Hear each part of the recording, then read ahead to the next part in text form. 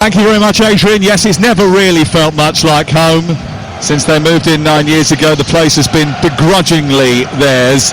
The owners and the fans have tried to improve its appearance. They've spent £250,000 just to install that claret carpet that Adrian has been talking about. They renamed the stands after iconic greats Moore, Brooking and Bonds, but it's not theirs, and it's not a football stadium. And the promise of Champions League football, like the bubbles pumped onto the pitch before kick-off, has faded and died.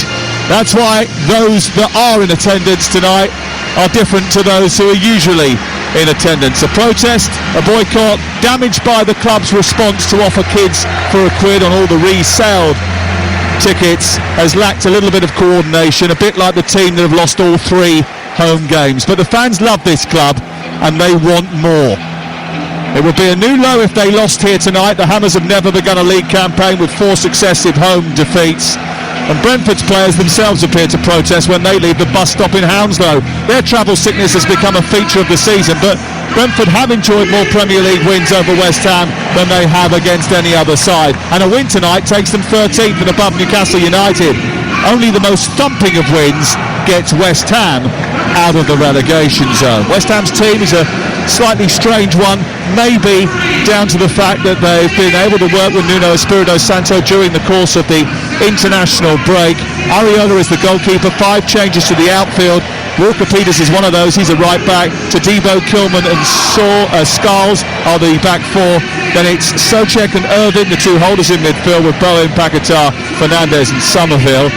Brentford have Kelleher in goal, Ayer, Vandenberg and Collins is the back 3, Coyote and Ouattara the wing backs, Henderson, Yarmouk and Damsgaard behind Thiago and Sharda in attack. If you're wondering who's playing up top for West Ham United, you aren't the only one. All the fans in here scratching their heads as to why there is no out-and-out forward with Callum Wilson on the bench tonight. No Malik Diouf at left back this evening either, and Andy Madley is taking charge with the whistle.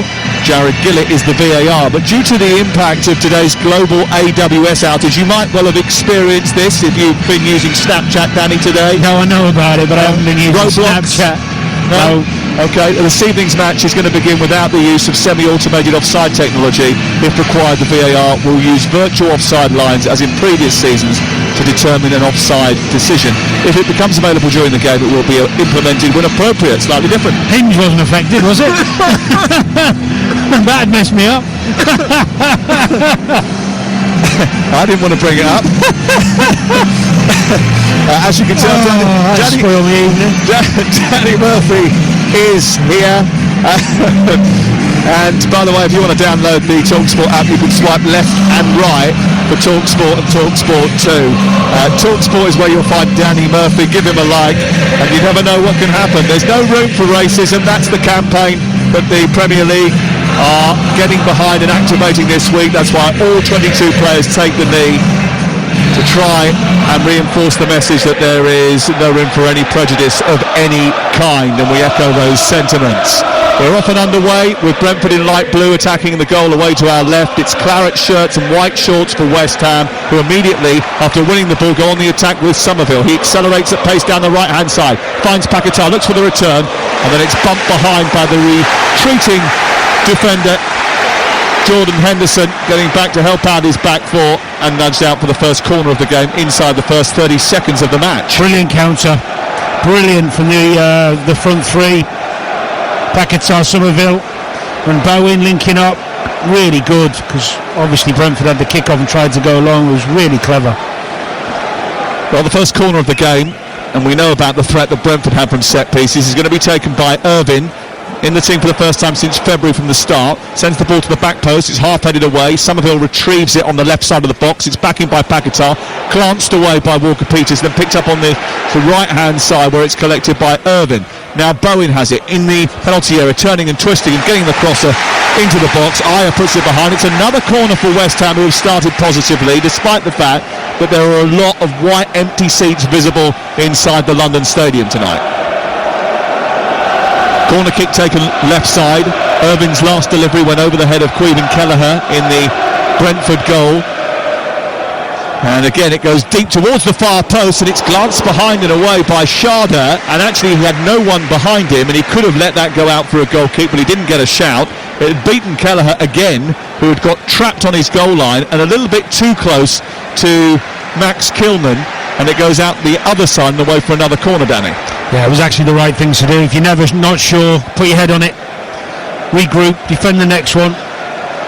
This one from the other side, and again Andy Irvine is given the responsibility, left-footed. He floats this one towards the penalty spot. It goes straight to Jordan Henderson. His chest trap isn't effective. He manages to try and shepherd the ball out wide towards the right, but Ouattara can't get it clear, and West Ham have it back again edge of the penalty area. They retreat to halfway.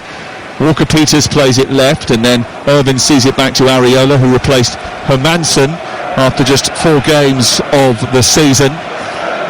And he kicks long towards Paquetá, who tries to win a header and then chase that header into the corner, but despite getting above Ollie Scarles, above the defender on the left-hand side, Nathan Collins, it goes out of play and away for a goal kick away to our right. 0-0. Interesting to see the Brentford lineup. Looks like a back four with Ayer on the left back, I should say. We thought they'd go with a 3. Looks like a 4-3-3 with Shard on the left, Ouattara on the right. Slight shift in formation. They've done that actually over the course of the season. Earlier in the campaign they went to a 4 and they retreated into 5s against Manchester United and against Manchester City. Keith Andrews, quite a flexible coach. He knows that he has had to come up with alternative ways of approaching matches in the absence of key personnel departing in the summer. It was a very different Brentford he took over to the one that he was the set-piece coach for last season. Ball out towards the far side. West Ham in possession deep inside their own half. It's forward by Kilman to the halfway line. A little touch of dab by Somerville. Does well. Brings Paquetá into play. He steams through the centre of the pitch and goes up towards the midpoint of the opponent's half. He gets to the edge of the area and gives it back towards the edge of the box. And Matheus Fernandes then tried to lay that off to Paquetá. The second attempt, it didn't quite come off, and it was cleared by Brentford, who have it now on halfway. And Igor Thiago is breaking down the right. Coyote, I think, is down over on the far side, but Ouattara is continuing here. Sharda into the penalty area, left-hand side. Oof, it was a weak effort. I think he was stretching and miskicked it. It went out of play. But there's a serious problem over on the far side for Coyote, who is down after a collision, and the play continued around him. And he wants some treatment, and he's still yet to get it. Great start to the game, end-to-end stuff.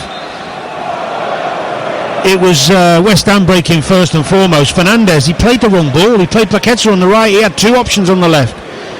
He had Bowen and Somerville, and they had man over. He didn't get his head up. Bowen wasn't best pleased, and then they broke away. Bowen and Shard, you expect him. We've seen him in that position many times. Inside left position, getting inside the box. Can't wrap his foot round it. Poor finish, really, from him. I like him. I think he's a super talent. Very open start though. Yeah, open start to the game. Kevin Sharda, who has already scored once this season, 1 goal in 9 Premier League appearances either side of the summer. He got 12 goals last campaign. He had the best chance of this game so far, stretching and sending it into the side netting. Already Brentford warming up. Rico Henry down in front of us, away to our left. A little bit concerned about Coyote, who is a key weapon for them, because long throws, big part of the game now. He takes them for Brentford. He's taken 30 long throws into the box, 10 more than any other player in the Premier League. The other thing that's interesting, you look at West Ham, Walker-Peters left back, Scarles at right back. We thought we expected it to be the other way, didn't we? Yeah, well, Ollie Scarles usually plays left back. It's his position, so for him to play on the right-hand side seems a little bit strange. Well, I mean, really, you've got both fullbacks playing the wrong side. Sometimes I've played under managers who do have done that in teams I've played, where they like a right-footed left-back to deal with a winger that comes inside, and vice versa on this side, but I'm not sure about that. It's just square pegs and round holes to a degree. I've seen Scarles play both sides before, but he is predominantly left-sided. He's definitely left-footed, and he doesn't play very often on the right-hand side, but he is today. He's up over the halfway line now, and he's got the ball at his feet. down in front of us here. It's played through the legs of Souček. Lovely touch by Matías Fernandes to find Paquetá in the pocket of space behind the Brentford defence. He twists away from Yarmouk and then plays it back to Souček, whose long rangy body leans towards Bowen and pokes the ball forward. It's a cross that almost reached Asensio Somerville, but was a bit behind him as he tried to twirl away into the 6-yard box. It goes behind now for a goal kick away to our right, but that's probably the best bit of football we've seen. Well, and the one thing there, when Bowen comes in on that left foot and puts the cross in, is West Ham had good numbers in the box. Fernandes has got himself in, Paquetá was in there, Somerville, who did appeal for a corner actually, but it wasn't given, but it was good. Always good when a player looks up to have options, runners in the box.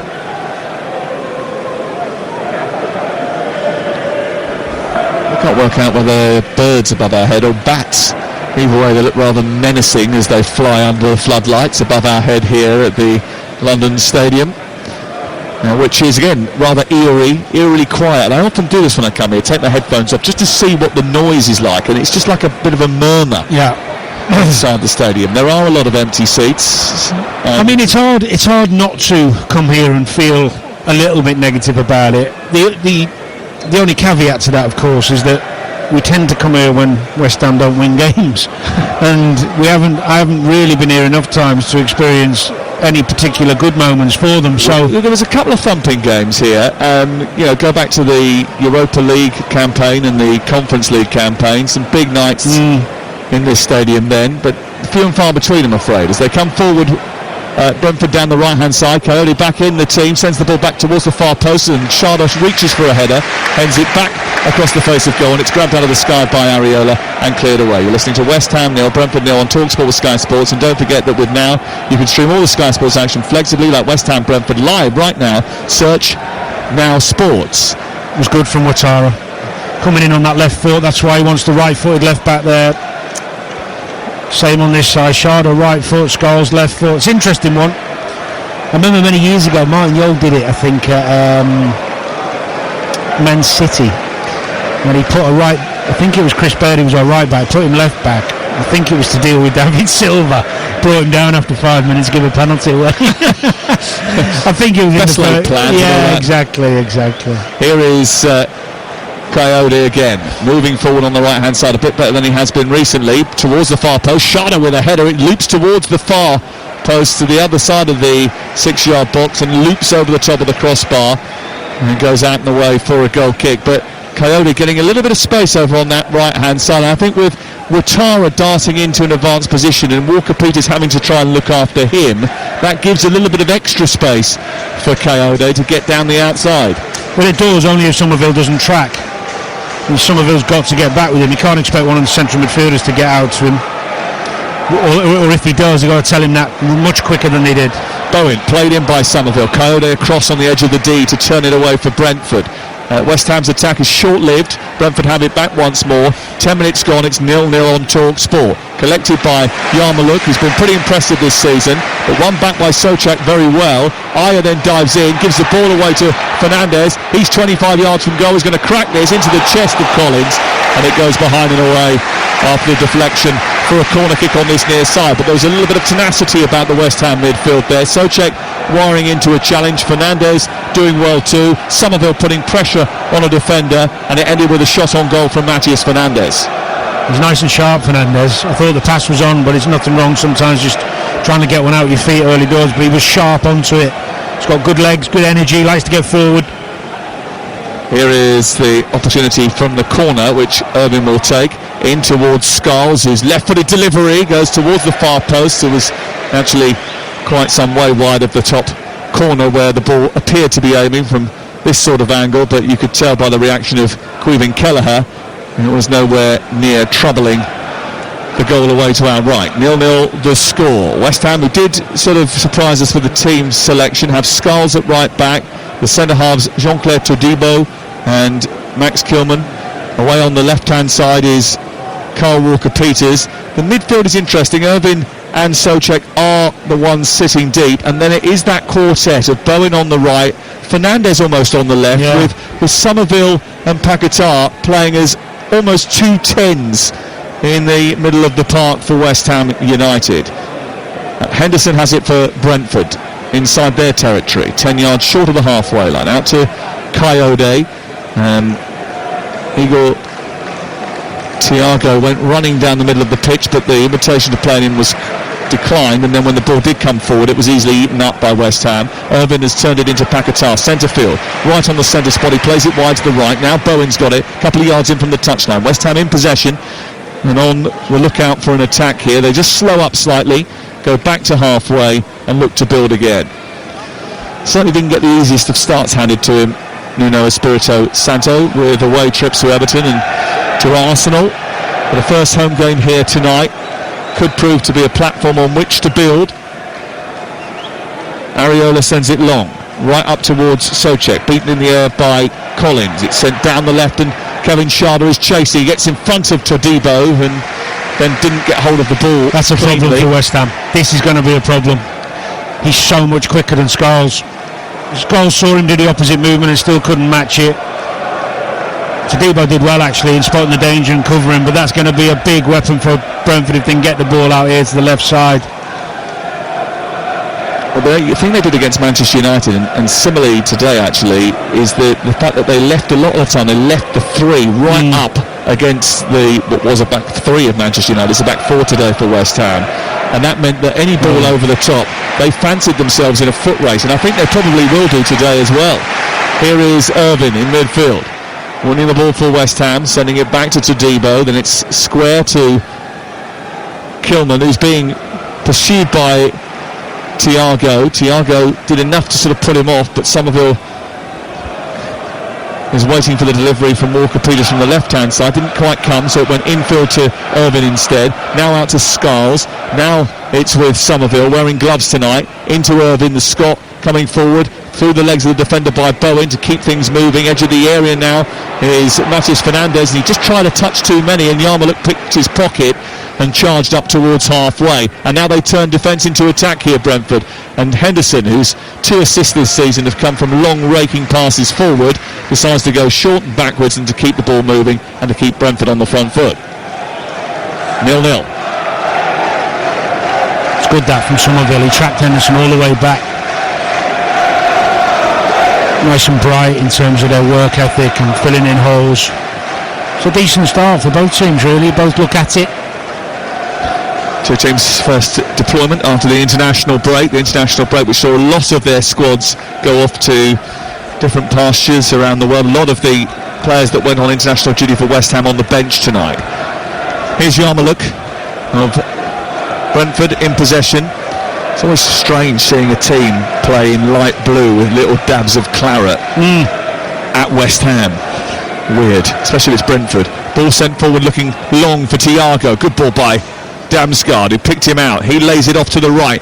Coyote with the effort to get it into the centre. The header from Ouattara is not a clean one. It falls to Schade left side of the box, and now it's retrieved by Ayer. Ayer into Damsgaard, back again to Schade. Schade comes towards the left-hand side, and Henderson then keeps things moving. Damsgaard forward, Schade into the box. So it's ricocheted off of Bowen and Irvin, and eventually Andy Irvin comes away with the ball, but then almost gave it away to Jordan Henderson, who wanted a throw-in on this near side as he poked the ball forward. It didn't quite come off for him, and it's out for a throw into West Ham United instead. 0-0. Just got to be careful with Coyote. He's got free again there, and Walker Peters had to go out to him late.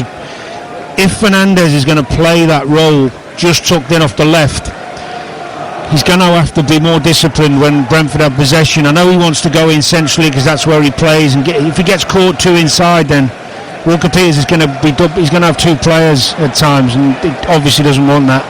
Oh dear. Oh, giving the ball away cheaply, West Ham, and Schade almost got hold of it.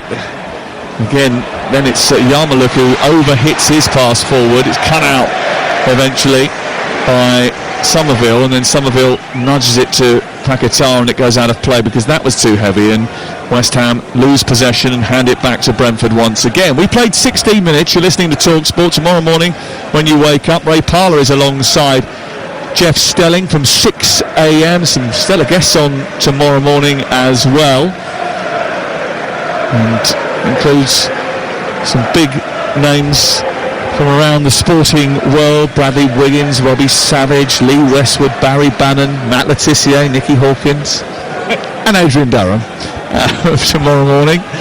Looking forward to that from 6 o'clock. Here is Sepp van den Berg out to the right, where it's Collins getting it back to Henderson and then all the way back to Caoimhin Kelleher. If anyone knows how to get a win over Brentford, it should be Nuno Espirito Santo. He has already beaten Brentford in the Premier League this season, winning 3-1 with Nottingham Forest on the opening day of the season. That still represents Forest's only win of the campaign so far. Game now at walking pace. Collins strolls up to the midpoint of his own half. The Brentford centre-back. Played to the left now, Damsgaard dropping into a full-back position. Ayer forward, onto Schade. Schade looking to try and take on Todibo. Todibo just a little bit too quick a thought for him. Well, nudges the ball across. Covered well. What's interesting with West Ham there, you watch that little passage of play for a couple of minutes, is that they're happy to wait for Brentford to come onto them to win it back and then break and counter. At home, maybe you'd expect some managers to really try and get on the front foot, but the manager knows, Nuno knows they're vulnerable, he knows they're open, and they're not very good at that. They're not good at the high press, they get played through too easily, they need a result. So I quite admire that patience and discipline. They can continue it. First long throw of the game for Michael Coyote, who launches that into the near post. It's flicked away by Souček, it's back in by Damsgaard, it drops inside the box and Igor Thiago reacts quickest, tries to hook it goalwards, but I wonder whether or not a high foot was called there, and it goes out for a free kick to West Ham United, away to our left hand side. But Coyote, long throws are part of the game now, we know that, but Brentford are really exponents of the art. That was a long torpedo towards the edge of the 6-yard box. It did eventually cause chaos. Yep, well, I was playing around the time the best thrower of the ball we've ever seen was Rory Delap. Yep. And that was difficult. Didn't matter how many big defenders, you could have 4 guys who are 6'2 plus, still cause you what a ball out anyway. Well, the ball dropped for Bowen. He swiveled and hit it very quickly forward, looking to release Somerville through the middle. It didn't quite come off because it was well blocked by the Brentford defence, but the speed of thought from Bowen and the swiftness of his movement almost caught out the Brentford back line. 19 minutes gone, still 0-0. Ball played wide out towards the right. Across goes Schade to get there, ahead of Scholes, who wasn't quick enough to get up, and then he's been done by Schade, and he's moved the ball upfield. It's given away by Damsgaard. Paquetá's got it back because Todibo anticipated well. Now Bowen down the right, tries to splash a ball through the 6-yard box, but it was never troubling Kelleher. In fact, it goes out the other side and away for a throw-in down by the corner flag. But a quick turnover after Scholes had lost the ball because Damsgaard miscontrolled. Todibo was in there very quickly, put West Ham back on the front foot, and Bowen, well, he doesn't hang around. That was good again from Todibo, wasn't it? On the front foot, nice and sharp, winning the ball back, set them off on another attack. Just prior to that, though, we saw again that Scholes, if he gets too close to Schade, he's going to be in trouble, whether it be deep or higher up the pitch, but we'll see how that goes. Ayer moving forward now, tries to funnel the ball into Thiago. Thiago sent a little bit wide by that delivery, but he's got it back to Dongo Ouattara, who's in the box for Brentford on the right hand side. He gets to the byline, produces a cross, it's clipped into the air, it took a deflection, and that allowed Kilman to get hold of it and head it away. Schade felt he was nudged over at the far post, the referee not having any of it, but it has gone out for another throw-in, and here comes another Coyote catapult. His 32nd long throw of the season. It was a good ball from Ayer, wasn't it? Trying to pick out Thiago. They've had 4 shots so far, Brentford. Only 1 has hit the target. West Ham yet to have an effort on target in the game, and we played 20 minutes. Here's this long throw then to be taken by Coyote, far side. They've packed the near post here. There's a huge block of players. The ball goes into that area. It's flicked up. It's a half punch by Areola. Didn't get much on it, but Paquetá will mop up and take it wide towards the left. Souček is down because he's got a head injury. The game has been stopped by Andy Madley, and there's going to be treatment for the West Ham United Czech international, and he does need treatment because his head is streaming with blood. That's what the referees do, isn't it? Stop it when there's a head injury. Are you still moaning about yesterday? Are you? There were 7 seconds between that incident where Van Dijk managed to connect with the back of the head of McAllister, his teammate. Now, to be honest with you, the goal went in. To be honest, joking aside, let's play on, wasn't it? I thought they should have defended that much better. And I'm actually someone who thinks we have too many stoppages for players going down, pretending they've hurt their head, or, so occasionally if they let it go on and get it wrong, it's not the end of the world. But he's Souček here, of course, you can just see he gets one. Oh, it's the back of his head, isn't it? Yeah, it's he heads the ball, Ouattara, yeah. Right on top of his eye, and that's caused him a real issue. Tomorrow night, by the way, what a couple of games we've got for you. Villarreal against Manchester City is on TalkSport 2. Newcastle against Benfica tomorrow night. What a match that is. Jose against the team that Bobby Robson managed, and there's a little bit of affection there from Jose Mourinho. Are you doing one of them? I'm going to Newcastle versus Benfica tomorrow, yeah. Yeah, I'll watch that one. Oh, listen, sorry. Looking forward to it. Frankfurt versus Liverpool in the Champions League's Wednesday nights, offering and Monaco Tottenham the same time, and bumper day on Thursday. Go Ahead Eagles Aston Villa at 2, TalkSport 2 at 5:45. Nottingham Forest Porto with maybe a new manager in charge by then. We'll find out. Crystal Palace against Larnaca is on TalkSport 2 at 8 o'clock that night. Friday night, Leeds against West Ham. Well, I'm looking forward to that one. Ellen Road, under the lights. Bouncing. Big game for Leeds United after defeat to Burnley. Much better at home than I think they're going to be away from home this season, but they're going to have to contend with West Ham. By the way, if you're wondering why we're not bringing you any action, there isn't any. There's been a delay here because of the head injury, which is quite severe, to Thomas Souček. The good news is that Thomas Souček is a bit like a cyborg. Once you plugged him back in and rearranged the circuits, he'll just get on with it. Reminds me of a man sat very close to you. Durham?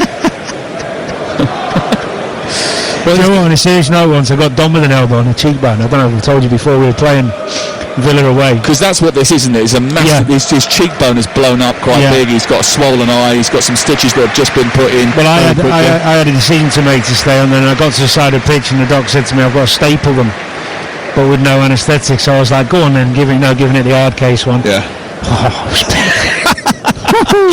Did you wish you'd taken something just before? I should have just come off. Yeah. Did you come off eventually anyway? Yeah, but not my choice. I went back on till half time, and let's not go there. The manager it wind me up. You're dead hard, you. Dead hard. Is that also on your Hinge profile? Hey. No need. 0-0. This is TalkSport. 23 minutes into the game. We're now back underway after the treatment has been given to Thomas Souček. Thiago just, I think, had his shirt pulled there, and maybe have been Ouattara actually, who had his shirt pulled, but there was definitely an offence over on the far side, and that's yielded a free kick for Brentford. And this is about 8 yards outside the penalty area, wide on the right-hand side. Souček has now come back on. He's a warrior, and he's back into the heart of defence to try and help defend this set piece. Jordan Henderson is standing over it for Brentford. 0-0 so far the score. Left hand in the air. Where would you put this one, Danny? Well, you want to tease the keeper. Don't put it close enough, but in that corridor between the penalty spot and the 6-yard line normally would be the gauge. Well, Collins is up from the back, and it's sent in by Henderson into that area, and Collins does connect with it first time, but it goes over the top of the crossbar and out and away for a goal kick. It's currently West Ham 0, Brentford 0, and for the latest odds you can head to Ladbrokes, where right now you can get West Ham to win the game at 8-5, Brentford 7-4, the draw is 2-1. That's all thanks to Ladbrokes 18+. BeGambleAware.org. I suppose West Ham fans would have come here tonight, the ones that have come here, hoping that the new manager has used that international break to good effect to drill this team in defending, especially from those set pieces, taking stock, getting them primed so they stop conceding goals. But Brentford are coming forward again. They've had more opportunities, and Thiago trying to get the ball into the box, this time a little bit too heavy. Ouattara has to scurry out to the far touchline. He's joined by Coyote, declines the invitation to play him in and gives it to Yarmoliuk. Now it goes wide again. Coyote has got it now, right edge of the area, looks to get a cross in, then stops, goes back. Ouattara sends it forward. Damsgaard back out to Coyote, back to Ouattara. Good football from Brentford. Still Ouattara in the area, produces a cross, looking for Thiago. Once again, doesn't get there. It's put behind by Souček, and it's out for a corner, far side. Good football by the visitors.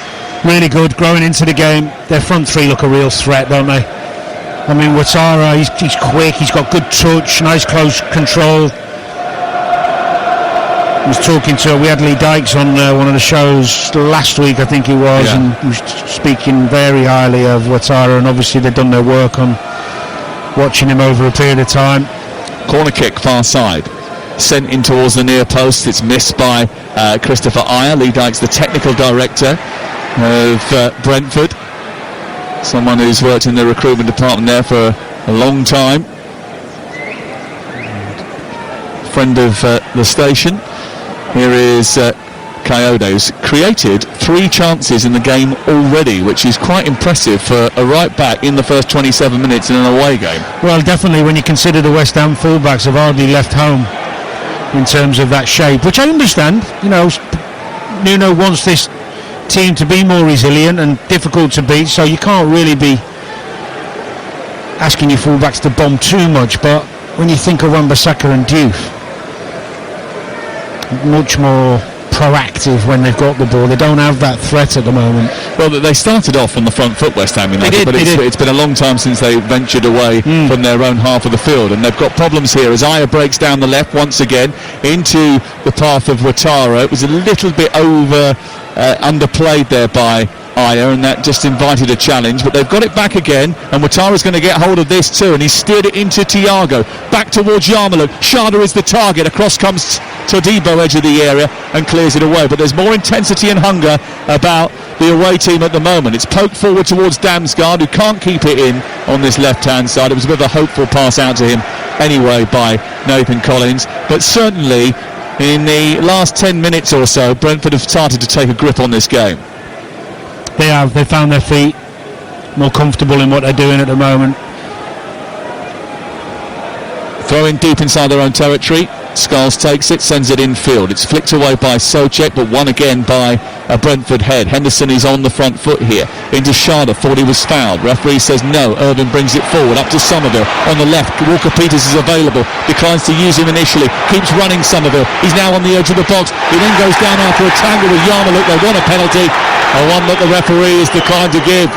Now the turnover of possession means that Henderson is away, and there's space on the far side, the right, if they want to use it. It's out to Damsgaard. Brentford cantering up the field. On the right hand side is Dongo Ouattara. Into the box he goes, gets it onto his left foot, tries a shot, and goes over the top of the crossbar after a deflection. It's out for a corner. Well, VAR will look at it. He should have passed it. Somerville. Bowen was on. He just kept hold of it and kept hold of it. He'd run from his own half. Good tight control. The pass is there. No, not a penalty, not a million years. The referee said no already, and there is no sustained VAR check. Somerville goes down, probably a little bit too cheaply, and it remains 0-0. It's a great example of West Ham. I mean, you saw for the first time there, Walker-Peters bombing down that left side, open for a pass as well. And of course, when the transition happened, Ouattara was in space and ended up nearly getting a shot away, which got deflected for the corner Brentford now have. Nearly half an hour gone, and Brentford with a corner on this near side. And West Ham, how have they improved their defending of these set pieces? Into the box it goes. Kilman takes charge, a glancing header which he puts down on the far side. And actually, in any other circumstances, if you commit to a header like that, get it right and send it out for a throw, and you'd be pretty happy with it. And then you see Michael Coyote walking over to pick the ball up, and you think, right, maybe it wasn't as effective as I hoped it had been, because he knows what's coming now. Yeah. From that right side, although they've taken this one short to Henderson. Henderson has given it back to Coyote. His cross into the box is dollied up, flicked, and then onto the back post where Thiago has hit the top of the crossbar. It was flicked on at the near post by Ouattara, and Thiago was coming in at the far post, slid in, connected with it, lifted it high. It hit the top of the crossbar and went over the bar. Well, they worked the throw-in short. Coyote puts in a great ball. Ouattara gets his little skim. He's got a score there. He skims it to the back post. Thiago's waiting on his left foot. Oh, that's a bad miss. That's a bad miss. He's onside as well. Yeah, he's the leading scorer this season, is Igor Thiago. Just hit the top of the bar, hasn't it? He's picked the mantle up from Visser and from... Here they've given the ball away again. Thiago's got it on the edge of the penalty area, and it may well break for Ouattara now. Right side of the box, a back heel into Thiago again. A right-footed shot which is cleared away by Fernandez and helped out of the penalty area. It's poor from West Ham. They're regressing here. Ball into the box again. Damsgaard with a header. He's hit the outside of the post. Well, if Damsgaard is getting up and winning headers inside your penalty area, you've got a problem in the first place. Areola, I think, might have got something on that as it came across. But again, another chance for Brentford, who are knocking at the door here. Good cross into the area, and Damsgaard manages to get a header which forces Areola into action. Coyote's in too much space too often. It's too easy for him to get crosses, raining crosses in the box. Fernandez has either got to get out there and stop him, or they've got to change the system. There's a problem here for West Ham because they're giving the ball away cheaply and not getting out their own half. Here's Damsgaard's delivery to the far post, headed down towards Thiago, and he hits the side netting after a deflection. Well, it dropped down off Collins' head at the back post and into Thiago. He thumped it goalwards and it went into the side netting. It's still 0-0, but only because West Ham have been incredibly fortunate and in debt to their goalkeeper, who's made another save. It's another cross into the box where there's no pressure on the ball. Knocked down from Collins, I think. Yeah. Good save from the goal. Well, I actually think it comes off Walker Peters, but Thiago's had 3 chances in 3 minutes. Could have had a hat-trick. It's still goalless on TalkSport on this Monday Night Football. Might be Todibo again, actually. Here's the corner to be taken over on the far side. And Thiago might be the target once again. A bit of a reset after some pushing inside the penalty area.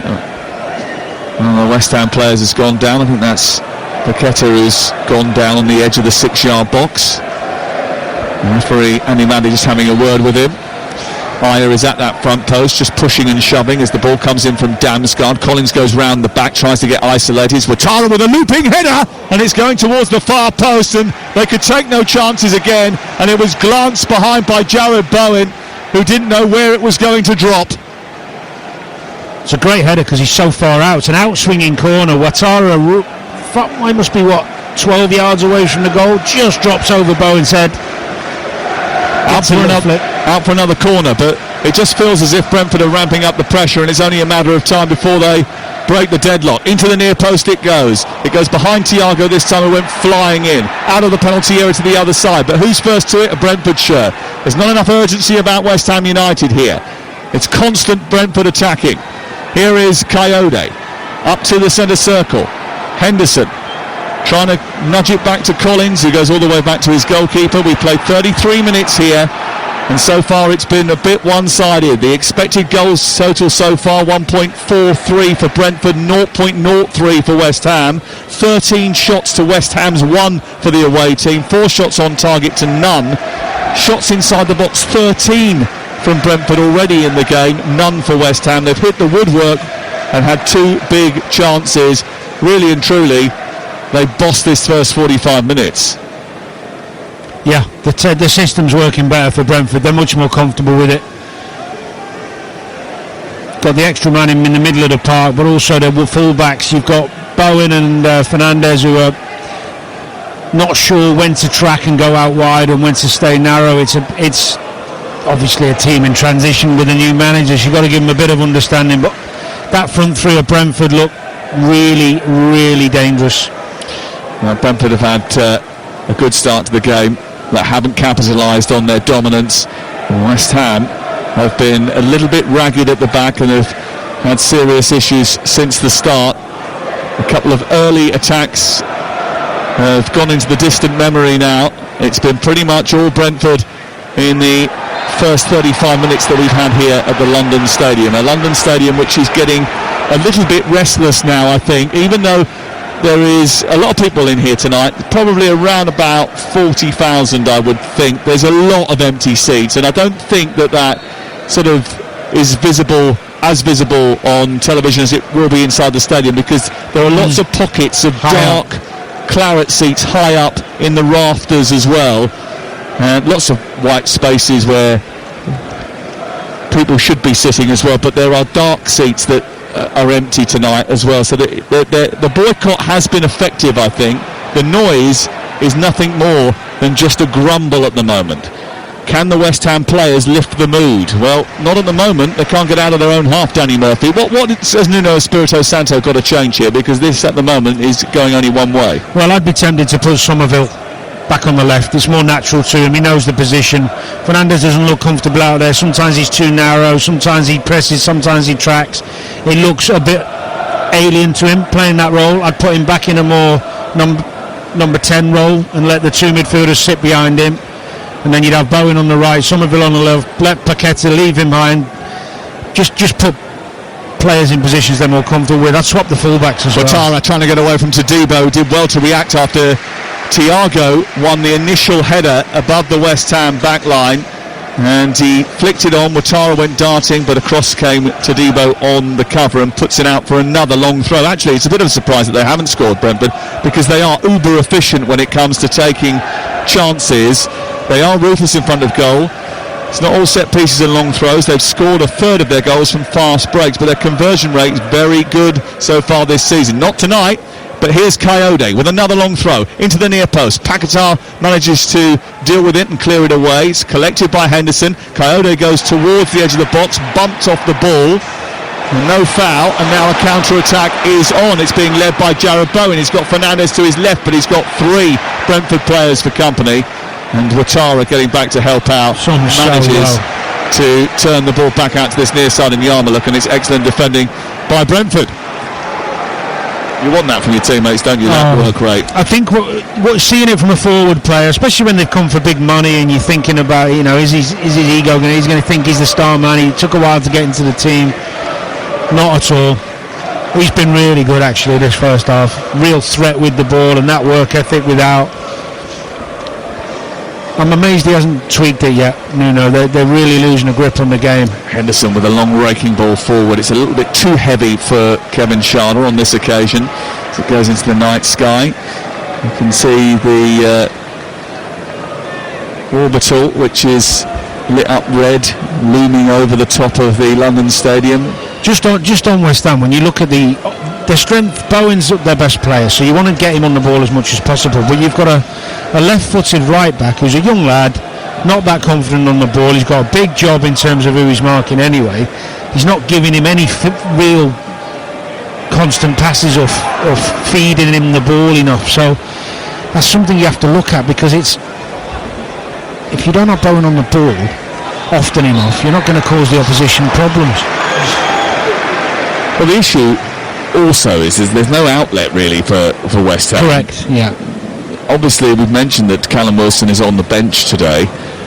Fulkrug injured at the moment. I think the squad building, when you glance down at the replacements that are available, is a little concerning. I mean, look, I don't know what the situation is with James Ward-Prowse and why these two don't get on, Espirito Santo and the West Ham midfielder, but he has created more chances than any other player in the Premier League for West Ham this season, but yet he's not even in the squad tonight.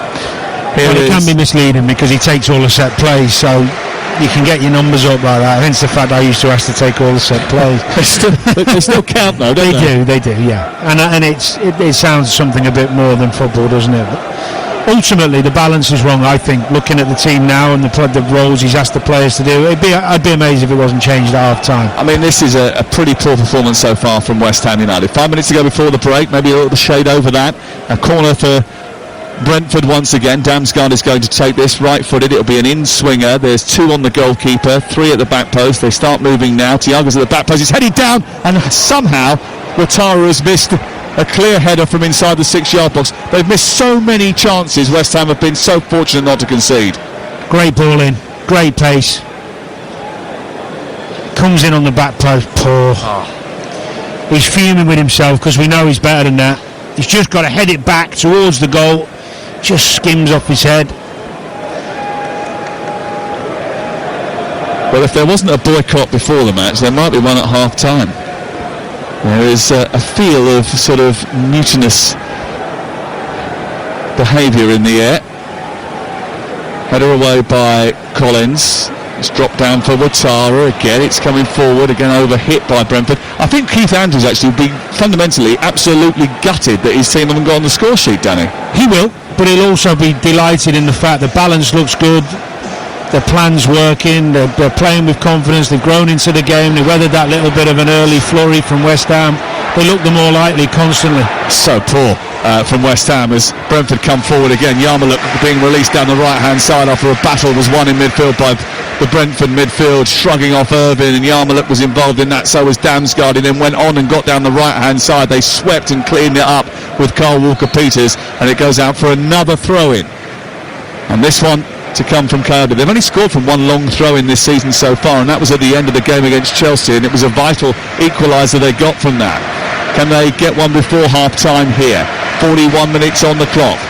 It's 0-0 into the near post. A flick on by Aya comes back to the edge of the area on this kick by Yarmuluk. A jeer from the crowd. It didn't look pretty. He then manages to get his composure back and send it back towards Aya, who's inside the penalty. And again, it's okay winning the first ball, the second ball, but they're not winning any balls here, West Ham United. Whenever the ball drops inside the box, it's always a Brentford player who gets there. They want it a little bit more. There's more just out-muscled aggressiveness. Just out-muscled, Scholes. He's out-muscled by Aya, who's a huge man. It can happen. It's not just the set plays and the crosses. There's Damsgaard inside the area from the short corner this time. Gets to the byline, produces a cross, a deep one at the far post. It's headed goalwards. It doesn't quite catch for Wataru again, who got up there brilliantly.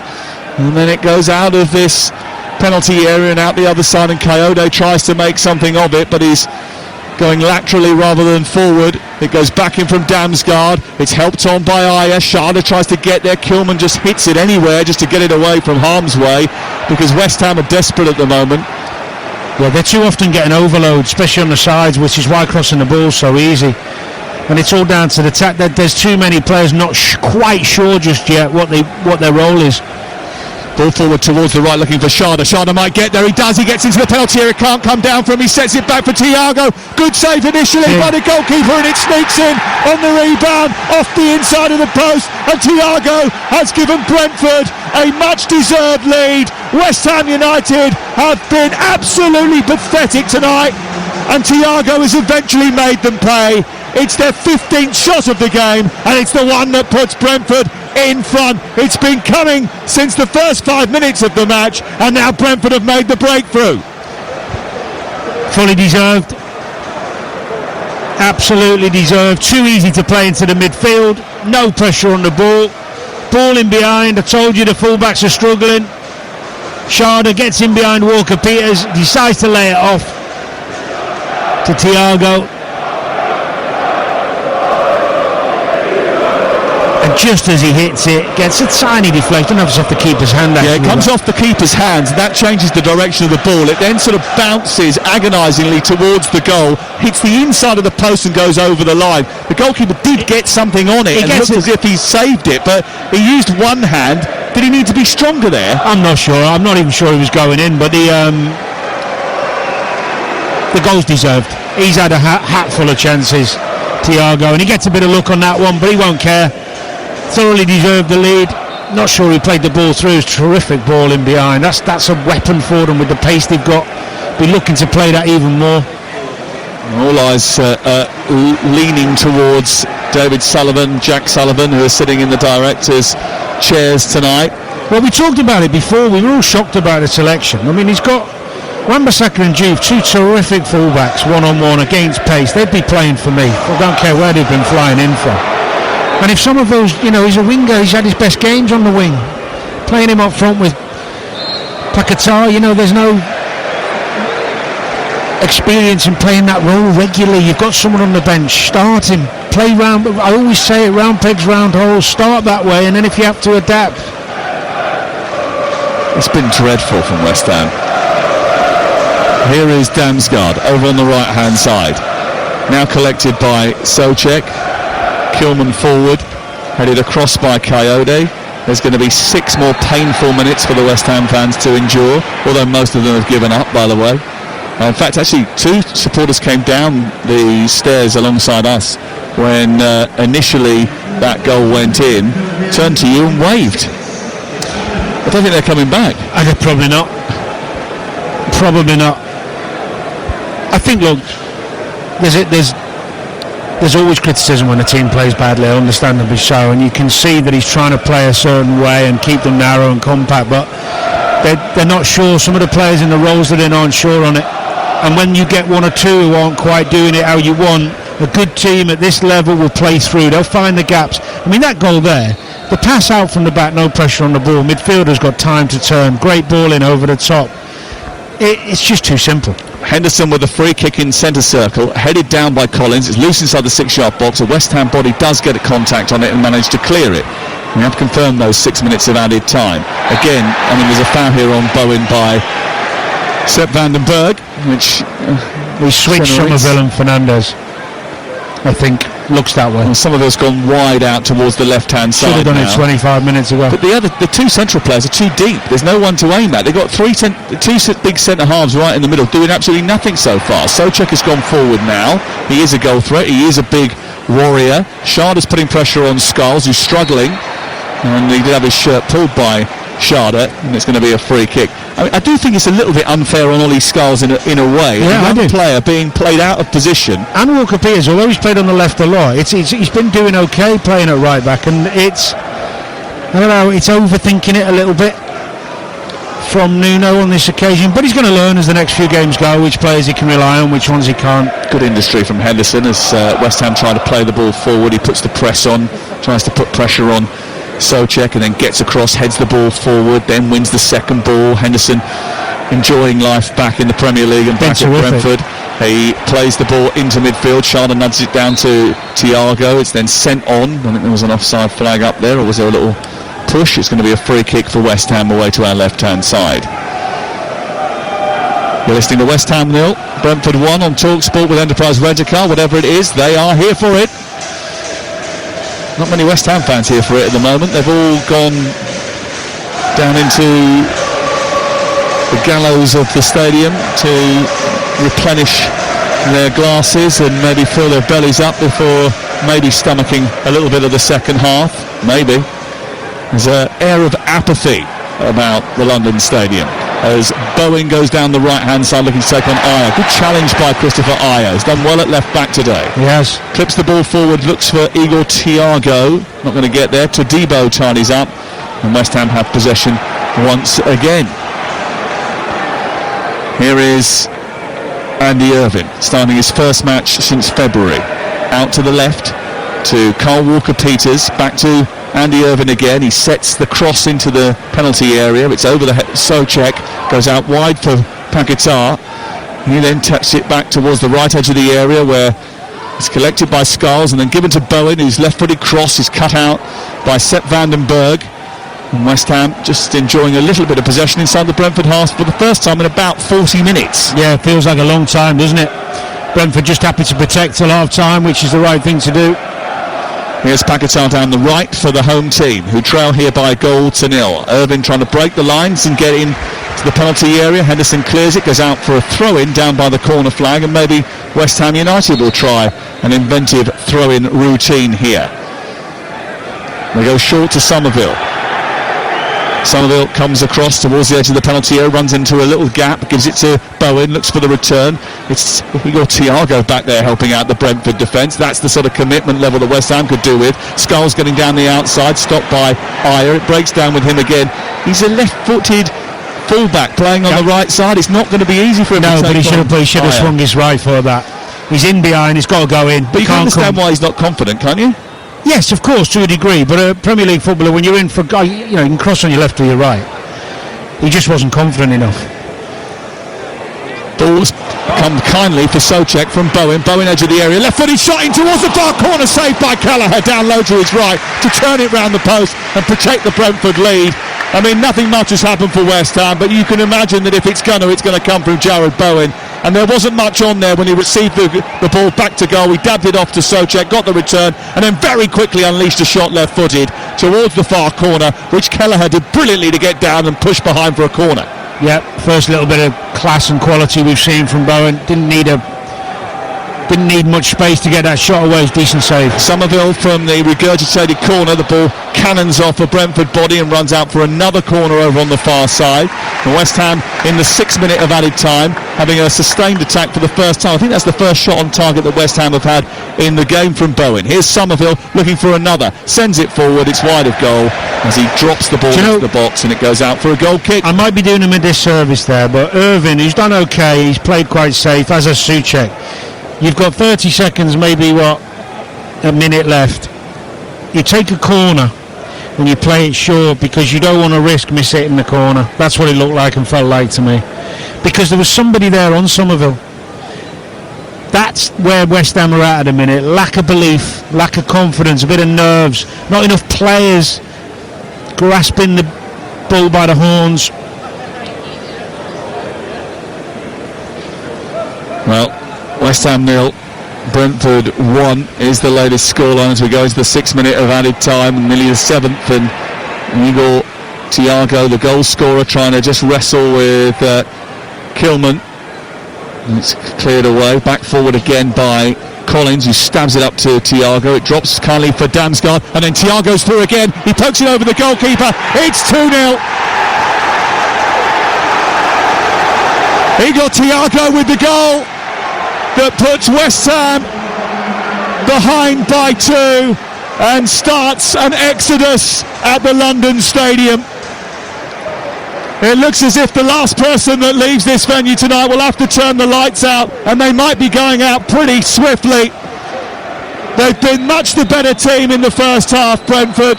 West Ham have been absolutely abject. Another opportunity. There might be an offside flag here that goes up against Thiago and spares the blushes. Maybe not, but his finish was sublime. A little clip over the advancing goalkeeper after a 1-2 with Damsgaard, and it's 2-0 to Brentford. The first long ball up, he looked offside, but he didn't actually touch it, so whether he was in it, it's a great little finish though from the clever little ball from Damsgaard, but it came from a really poor clearance from West Ham, high up into the air to nobody, no confidence to bring the ball down. That's where they're looking to be offside. When the first ball comes up, he's just maybe a couple of inches offside, but he doesn't actually touch the ball. So whether he's interfering or not, we'll have to wait and see. Again, we better remind people that there's no semi-automated offside technology tonight, so we're using the old school system of the crosshairs and drawing the lines on the pitch, which is a less accurate way of doing it. Still pretty accurate from the VAR. They're just doing that now, and it might well mean that we have quite a lengthy delay here because it is very tight. It's the back foot of Todibo, and then does he nudge it back to? No, he doesn't head it. I think he heads it back to Damsgaard, doesn't he? Todibo heads it, but he's challenging him while he heads it. So he's putting him off, so therefore he's attempting to play the ball. So this goal. Oh yeah, he does attempt to play the ball, but does he prevent him from playing the ball? The answer is no. So it's a subjective offside decision, really, isn't it? The referee is just waiting for the decision in his ear. He's asking for instructions from our VAR tonight, and the VAR, Jared Gillett, is overturning the decision offside. Yeah, I can see it. He has challenged for the ball. He's challenged for the ball. Has he prevented the opponent from playing it? Well, no. No, because you could argue he's prevented it from getting bigger distance. Right, because he hasn't played it properly, he's played it into Damsgaard. That is the reason the goal has been ruled out. Well, look at this. It's a half-empty stadium. The boos have rung out. I mean, they haven't rung out too loud because there's hardly anyone in the stadium to boo at the break. And they booed at the break because West Ham United, who have never begun a league campaign with 4 successive home defeats before, are on the verge of not only losing 4 straight home games at the beginning of the season, but playing in such an abject manner that nobody wants to stick around and watch the second half. At the break, it's West Ham United 0, Brentford 1. 3 changes at half-time. Mathias Fernandes is off, so is Ollie Scholes, and so is Kyle Walker-Peters. And actually the team has a little bit more of the look about it that we maybe expected from the off, with Mavropanos coming into what is now going to be a back 3 for West Ham, with Diouf playing on the left-hand side as a wing-back and Wan-Bissaka on the right as a wing-back. A little bit more conventional, Danny Murphy. What will it change? Well, he'll give them real presence in the wider areas when they're attacking with the power of Wan-Bissaka and Diouf. They can also sit in and help the back 3 and create less space, or give less space to this Brentford front 3. Have caused them all sorts of problems. And then it should allow, with the wing backs, it should allow Somerville and Bowen to concentrate more on attacking and creating rather than defending. It's right to do something. Underway at the start of the second half. Mavropanos immediately just kicks it long through the middle of the pitch. West Ham in claret shirts, white shorts, white socks, attacking the goal away to our left, and all in light blue with flicks of pink and claret. And Brentford coming towards our right, and they're going down the left-hand side now with Sharda. A tackle comes in from Wan-Bissaka, one of his brilliant slide tackles that pokes the ball out to the far side. But even that in a foot race, just matched him, wins the tackle. The problem West Ham are going to have by playing wing-backs is that who's going to go out to the full-backs of the back four. It's the same old problems when you come up against wing-back, 5 at the back and the 4 at the back, is the Brentford full-back should get out. So there's going to be loads of different battles we'll see now, but at least he's done something. Here is the long throw from Coyote into the penalty area. Flick over the top of the bar by Todibo, and it goes out for a corner kick to Brentford, the away team, who lead by a goal to 0, and only by a millimetre in a subjective offside decision did they not lead by 2 goals to 0. Their 15 shots in the first half is their joint most in the opening 45 minutes of a Premier League game. They also did it against Burnley in October 2023. But it shows you how much they were on top in the first half. Here's the outswinging corner from Damsgaard. Thiago arrives for the header, but maybe just got underneath that. And he heads the ball out on the far side and away for a West Ham United throw. Brentford have won more Premier League games against West Ham than any other opponent. They've won 8 of the last 12 league meetings since October 1953. The ratio has slimmed up and gone the other way in the last few seasons after they won the first 5 Premier League meetings, but they're certainly on top in this one. What can the changes do for West Ham? Mavropanos, one of those, heads the ball down into the path of Todibo. Then Wan-Bissaka infield to Souček, and then back to Todibo once more. He clips it forward. The only issue I have with the changes, Danny, is that you still don't really have the focal point up top for West Ham United, someone for them to hit. Yeah, I'd have put Callum Wilson on and dropped Paquetá back into central midfield and taken off either Irvine or Souček, because what Paquetá does, he'll get the ball in tight spaces, he'll demand it off the back players and get you playing a bit more. He's better technically than the other two and more creative, and then it gives you the focal point of Wilson. But I think we'll see that in 10 or 15 minutes, I would imagine. Still eerie atmosphere at the London Stadium. A few of the seats have been refilled after half-time. There's people coming back into the game after the half-time break, but really and truly the attendance is very low, and they've lost the ball here, West Ham, and steaming forward is Ayer, who tries to unleash a shot from about 25 yards. It hits the defender, goes out towards the near side, and Diouf didn't keep it in. He let it go out, and he's given away a throw-in on this near touchline, which is always a disaster when you give away a throw-in to Michael Coyote. Good again from Ayer though, wasn't it? Really proactive with his play. When he gets the ball, he's just bursting forward using that athleticism and confidence that he's got, even though he's playing in a position that we don't normally see him in. I know he's played there a couple of times before, but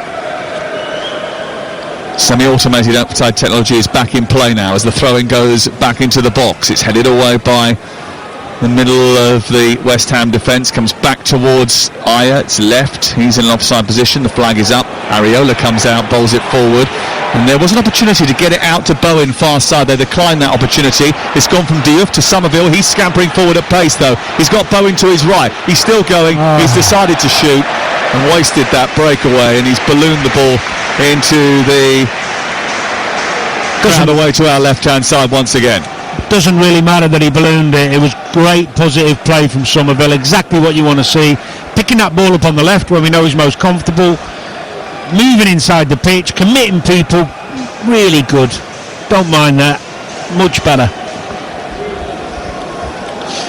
Here is the clearance from inside the penalty area away to our left by Caoimhin Kelleher up to the halfway line. He's headed out of play on this near touch line. And it's away for a throw-in, which Coyote will take inside his own half this time. This is TalkSport, Monday Night Football. Semi-automated offside technology went out because, I don't know if you've noticed, but your Roblox didn't work today, your Snapchat, your Zooms, calls were down. Some of our podcast technology was a bit befuddled earlier on. You're not on Snapchat, as well. are you? I'm not, I just saw that it was out. Oh, okay. And I know that some people still use it. Here is Wan-Bissaka over on the right hand side. Those servers back up now and semi-automated technology is back on. Here is Wan-Bissaka steaming forward down the right, looking for Bowen. Bowen trying to get towards the edge of the penalty area.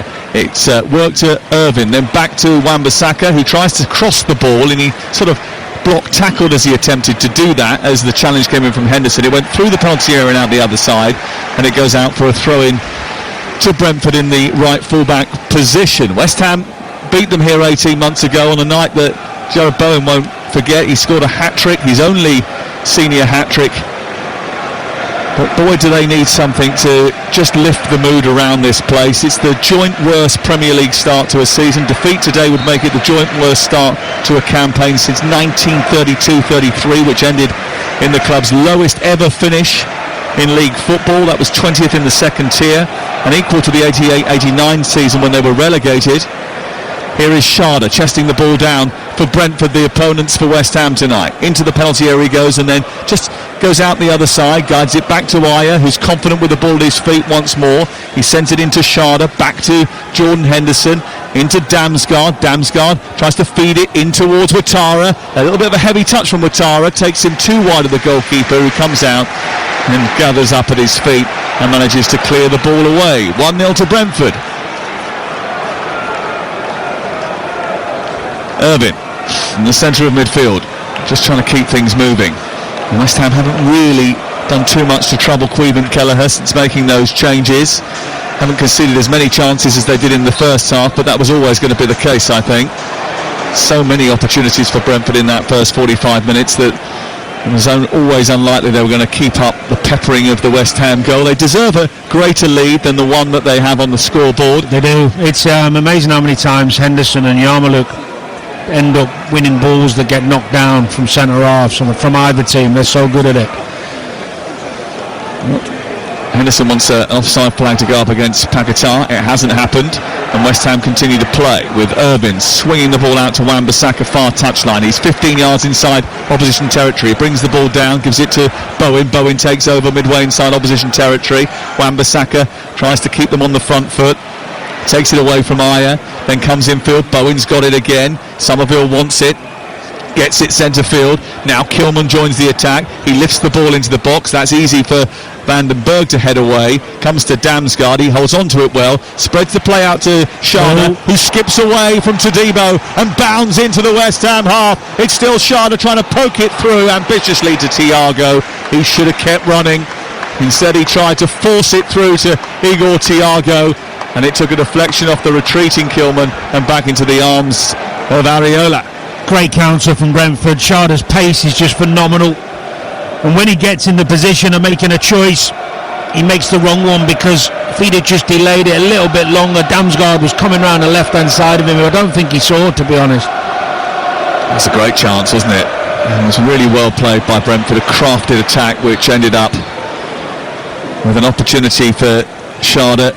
He just took an early attempt at poking the ball forward, and that played into West Ham's hands. It's been a serious issue for West Ham tonight, defending the Brentford attack. They're powerful, they're strong, they're usually more ruthless than they've been this evening in terms of statistically, but they have been a constant threat. I'm not sure who the coach is in the technical area for Brentford, because Keith Andrews having a rest sitting down, but he is like a jack in the box. Here is Paquetá, edge of the area, looking for Somerville. Immediately across goes Coyote. He wanders into traffic, gives the ball away to Souček. He strikes, hits the back of Sepp van den Berg, spirals into the air, and Kelleher picks it up and then immediately throws the ball forward to Damsgaard, who tries to get the wrong side of Wan-Bissaka, spreads the play to the left. It's collected by Sharda, who runs up to the left angle of the penalty area. Damsgaard goes down the outside. He gets it now. Damsgaard in towards the centre, goes past the goalkeeper and somehow held behind by the defender. Diouf really got his goalkeeper out of jail there, and it goes out for a corner. So clever from Damsgaard, and the pace and threat of Sharda again, but Damsgaard's so intelligent and bright. Just struggles to find his man, because he's right on the byline when he tries to fizz that across. Danger again on the counter from Brentford. Not sure what the goalkeeper was doing in that scenario, but they've given an opportunity to Brentford to take another corner far side. Damsgaard's going to swing this in, and Ayer is right under the goalkeeper. Paquetá has gone back to help him away from Areola. The ball comes in towards the middle of the goal, and Areola is nowhere. And luckily for West Ham, the ball sailed over the top. It was glanced away by Todibo, and it's out for a throwing down by the corner flag, although I'm not sure exactly how lucky that is. The semi-automated offside technology, just for clarity, was not used for Brentford's disallowed goal. It's back in play now, but it wasn't used for for the disallowed goal. That outage earlier on today that took out so many systems, took out the semi-automated offside technology as well, and it wasn't used for that goal. Here's the throw-in from Coyote, in towards the edge of the 6-yard box, headed on by Aya. Out comes Areola this time. He stretches his arms into the night sky, grabs it down and pulls it into his chest, and he will clear it away. It's been all Brentford in the game, very little from West Ham. Even after the changes, there's been very few positive attacks from the Hammers, one or two forays forward, but still Brentford hungrier, more tenacious, quicker to the ball, and dictating the flow of the game. Yeah, the system hasn't really altered too much in terms of Brentford's confidence or the way they're conducting themselves, but it has given West Ham a little bit more width, a little bit more composure as well, but still can't threaten the goalkeeper, can they? Given away by Wan-Bissaka. Yarmulke runs into traffic. Sharda, though, is funneling back for Brentford. He does brilliantly to hold on to it and then turns it through his own legs and into the path of Coyote, who's strong, robust, and a very good signing after a loan spell on a permanent basis. Up into Damsgaard. Damsgaard charged forward. A gap appears and he runs through it. Across comes Wan-Bissaka and produces a brilliant slide tackle. The ball turns over, but not for long, because Yarmulke is there again. Terrific little player. Runs it back, turns it forward, out towards Damsgaard, who turns away from Wan-Bissaka. Wan-Bissaka trying to hold on to him, pulled him back, free kick. See, one of the problems West Ham have got in the middle of the pitch, Irvine and Souček don't have the athleticism to get around, and the speed in which Brentford are playing through the lines causing them real problem. Yarmulke and Henderson with Damsgaard just ahead of them, popping up in the pockets, is causing those two in the middle of the park an absolute nightmare. They don't know whether to drop out, drop in, push on. They're just getting played around too easily. Free kick to be taken over on the far side.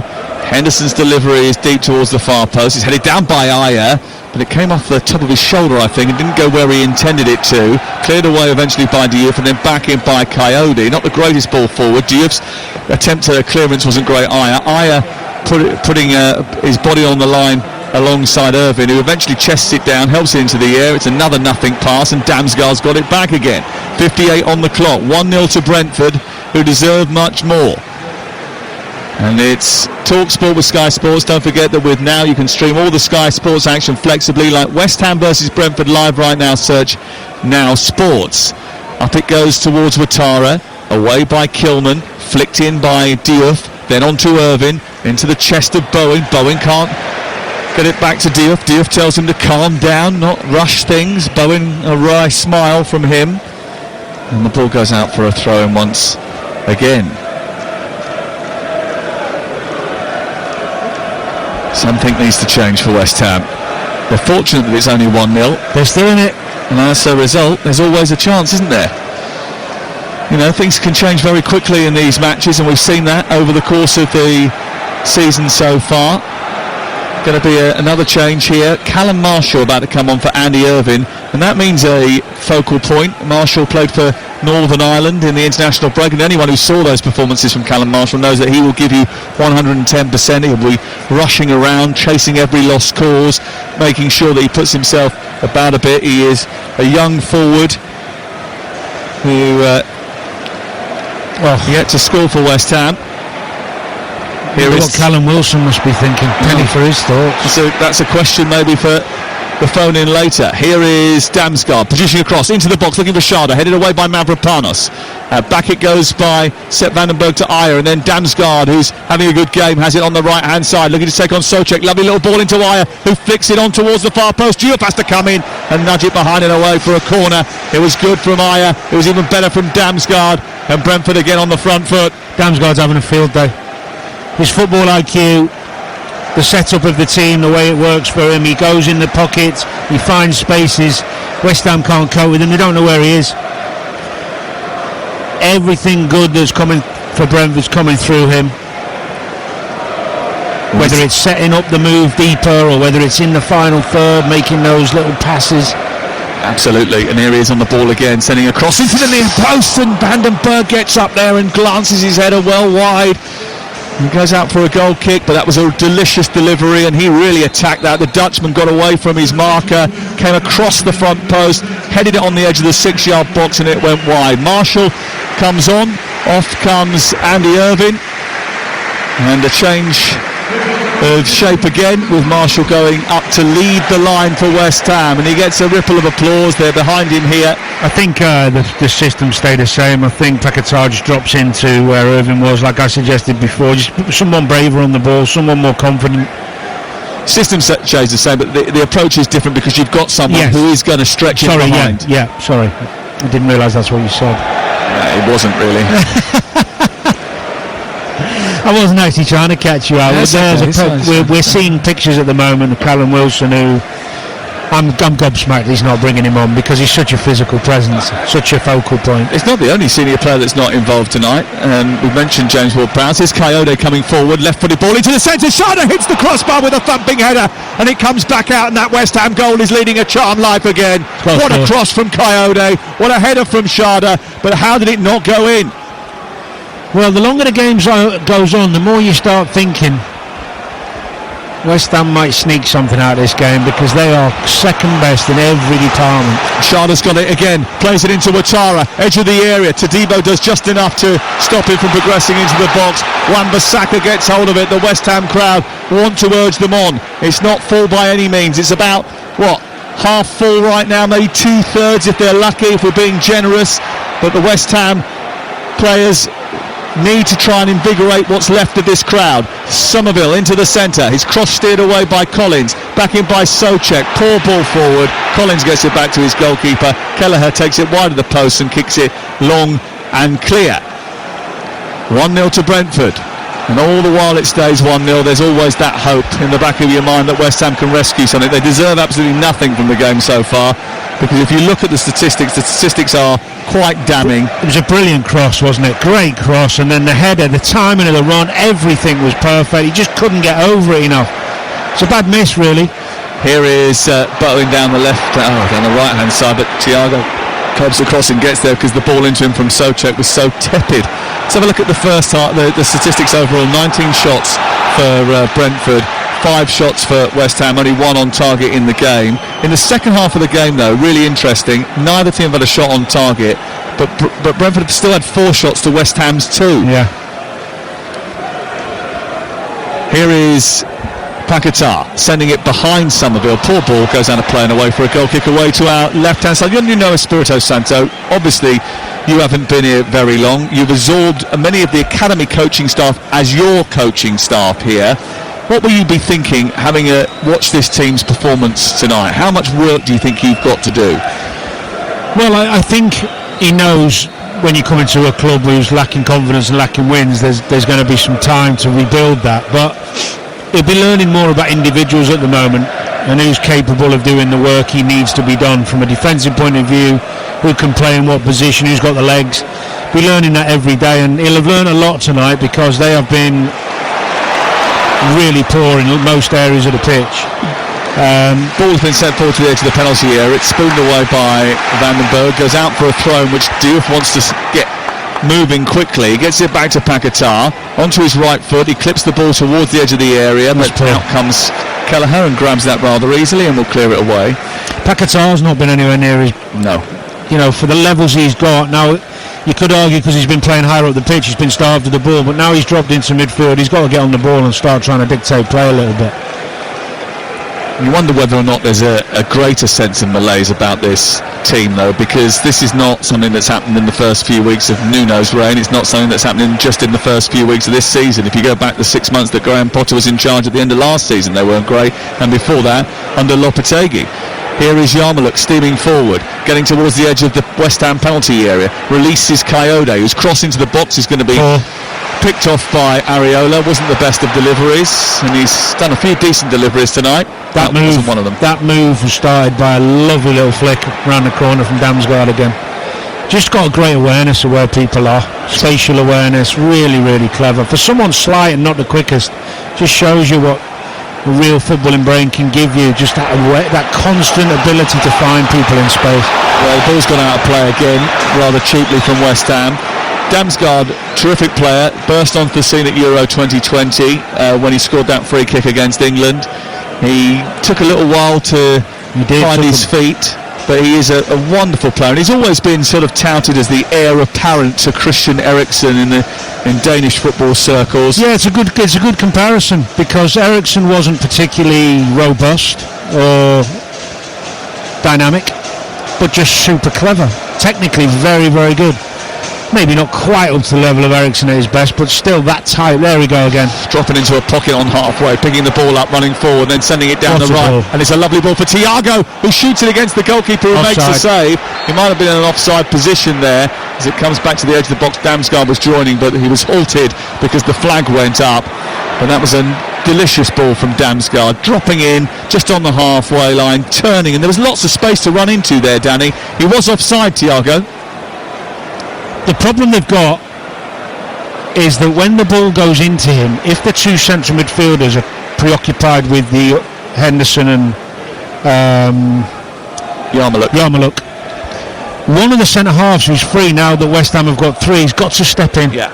They've got to step in, because otherwise he can just do what he wants when he wants, and that's maybe the problems when you've got a team trying to play a couple of different systems they're not used to. Yarmouk, lovely little bit of skill to get away from Souček, and then draws the foul from Somerville, and the free kick goes in favour of Brentford, and by punching the ball to the floor and protesting, Somerville gets himself a yellow card. He's just kicked the ball away again. Now by rights the referee should book him a second time and send him off there. Andy Maddy's let him get away with one. See, I'm surprised with Kilman at the back there that he doesn't spot that. They've got one striker between the three of them. One of them's got to step in. You feel it in a game when someone's dictating. Someone's always getting on the ball, always popping up, always making passes, running the game, and you think, how do we stop it? Someone has to try and do something out there on the pitch. Whether it's a central midfielder dropping back, whether it's a centre half stepping in, but he is absolutely running the show. Tremendous performance from him.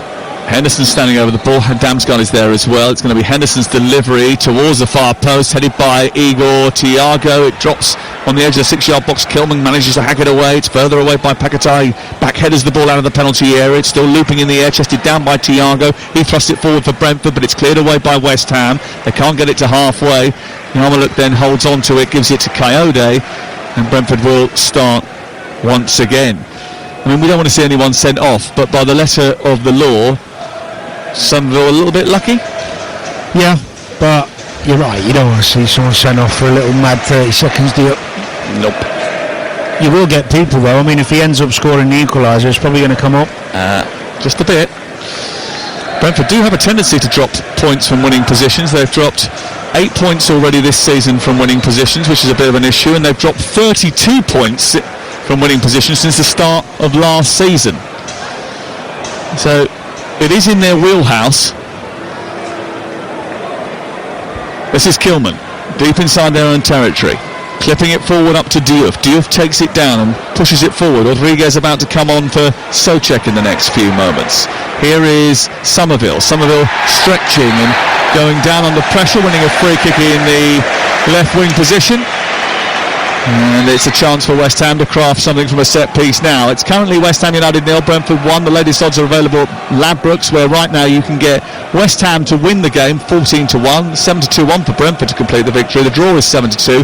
That's all thanks to Ladbrokes. It's 18+. BeGambleAware.org. Just over 20 minutes to go. Here is Rodriguez about to come into the fray. Somerville standing over this free kick, so is Paquetá. It'll be an outswinger if it's Paquetá, an in-swinger if it's Somerville.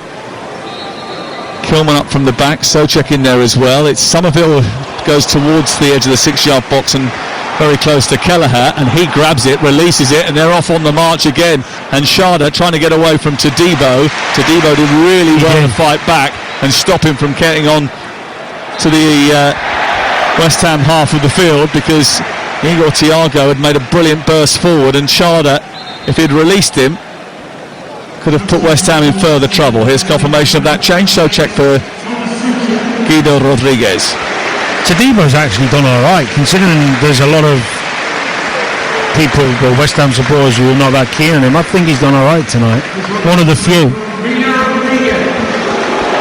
Callum Wilson starting to undo his boots. I wonder if he thinks that maybe he's not going to get on tonight. I mean, the booze for a player coming on the pitch, I mean, how's that going to help him? Well, he hasn't been a very popular signing since he arrived last summer. You know, you're 1-0 down at home. You've got a new manager through the door. The lads coming on, just... I don't know.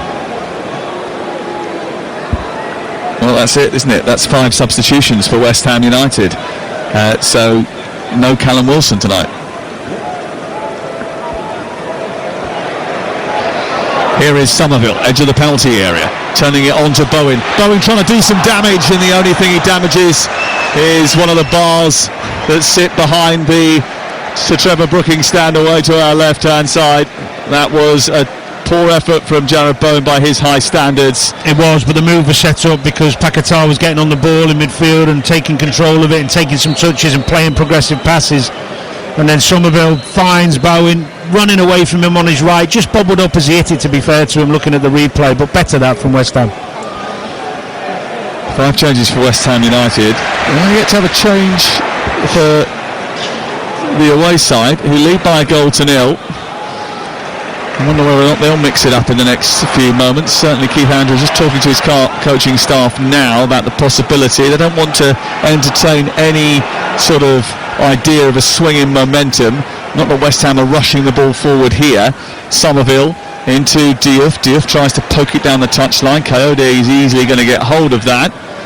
And then it goes back to Kelleher, who clips it towards halfway. Thiago in with a fight with Mavropanos, who wins the header. Nice. Down by Collins. Infield it goes to Henderson. Out wide to Damsgaard. Damsgaard out to Ouattara near touchline. Tight to the chalk, about 15 yards inside West Ham territory. Brentford bossing possession, bossing everything really. They've looked a more accomplished side, a more refined side than West Ham, who have looked a little bit ragtag today. Yeah, they look, considering the places in the table are so close, they look miles apart on tonight's performance.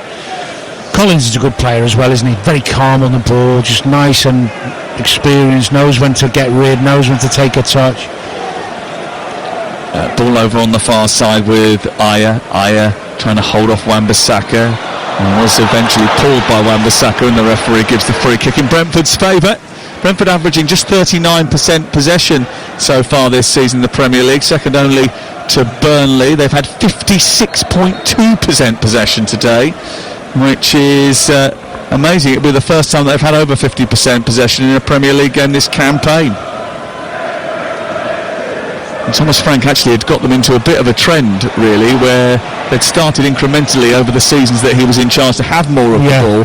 It'd gone backwards a little bit at the beginning of the season, but I mean, they've absolutely enjoyed a lot of the ball tonight. Well, it's understandable as well, going backwards a little bit when they've lost the quality they have.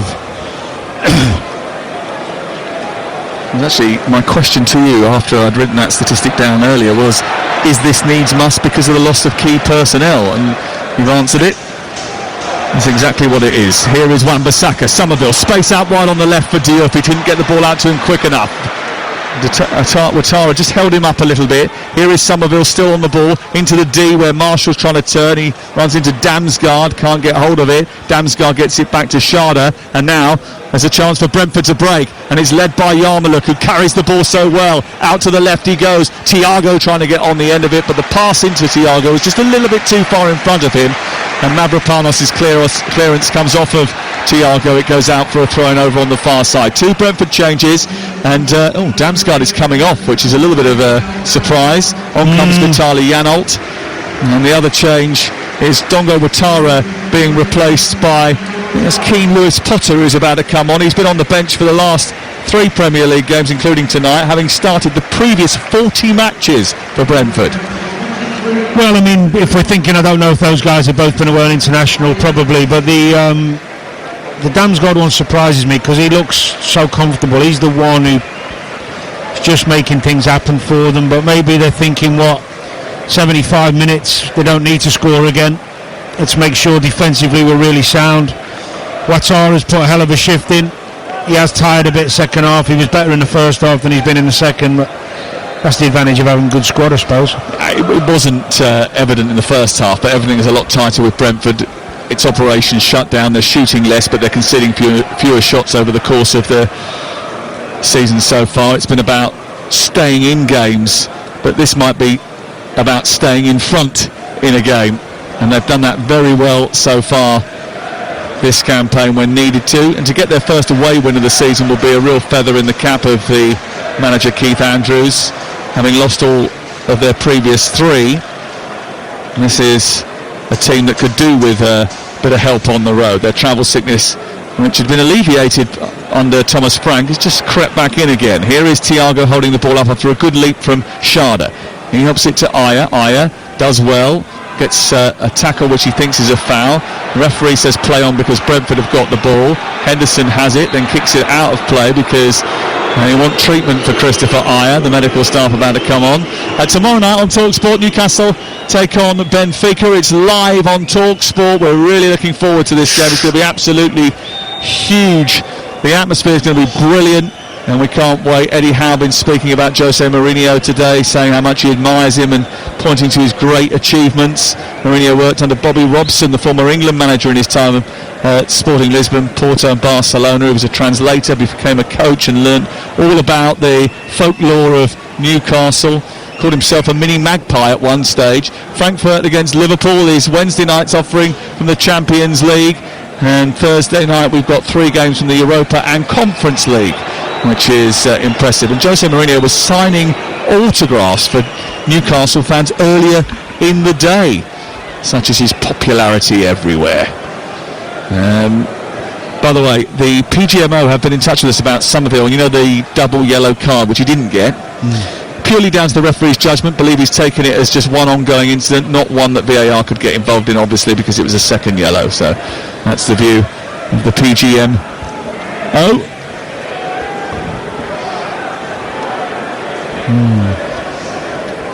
Crikey, we need to do something to up this atmosphere in this stadium, don't we? I mean, if this was your place of work, if this was your home ground, and you were the captain of this team, would you be getting into the owners and saying, look, I don't know what you got to do, but you got to do something because this ain't working? I don't think you ever get to a point, or I never did, where you start dictating to the owners what they should and shouldn't do. But I think you would be consulted, though.